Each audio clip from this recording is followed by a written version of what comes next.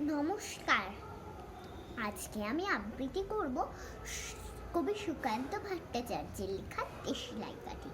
আমি একটা ছোট্ট দেশলাই কাঠি, এত নগণ্য হয়তো চোখেও পড়ি না, তবু যেন মুখে আমার উসখুস করছে বারুদ, বুকে আমার জ্বলে উঠবার দুরন্ত উচ্ছ্বাস।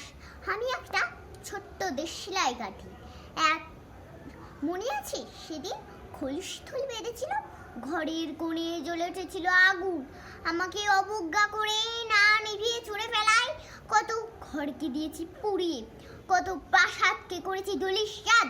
আমি একাই ছোট্ট একটা দেশলাই কাঠি, এমনই বহু নগর বহু রাজ্যকে দিতে পারি ছাড়খাড় করে, তবু অবজ্ঞা করবে আমাদের। মনে আছে সেদিন আমরা জ্বলে উঠেছিলাম সবাই একই বাক্সে, চমকে উঠেছিলে। আমরা শুনেছিলাম তোমাদের বিপন্ন মুখের আর্তনাদ, আমাদের কি অসীম শক্তি তা তো অনুভব করেছো বারংবার, তবু কেন বোঝো না?